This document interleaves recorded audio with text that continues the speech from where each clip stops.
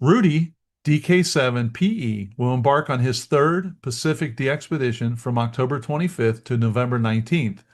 His journey begins with a flight to Tokyo, then continues to Guam, followed by stops in Palau, Micronesia, the Marshall Islands, and potentially Kiribati T30RK. Rudy notes that affordable HF operating locations on the islands are rare, with high accommodation costs and significant radio interference, typically S9, at most sites. To manage costs, he plans to operate portable or from a car at 100 watts output, which will allow him to set up near the sea, but requires daily antenna setup and takedown, meaning his operations won't be continuous. The DXpedition will blend traditional DXing, antenna experimentation, and interactions with local amateur radio enthusiasts. Rudy aims to operate on the low bands and 60-meter CW where permitted, making all CUSOs manually with his ETM9C keyer in the style of a classic solo DXpedition. He's a heck of an operator. I've worked him several times, and I hope you get a chance to hear him and get him in the log.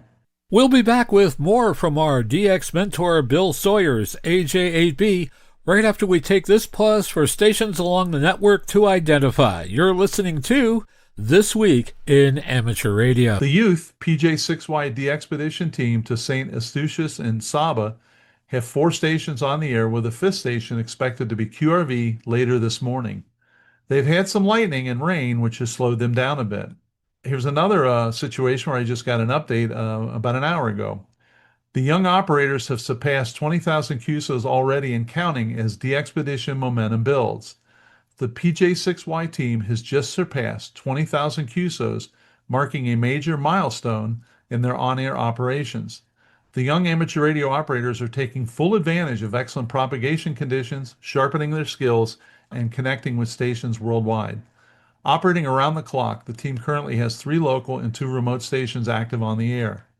The on-island contingent of 14 operators is joined by approximately 30 young remote operators from around the globe, a truly international collaboration showcasing the next generation of DXers.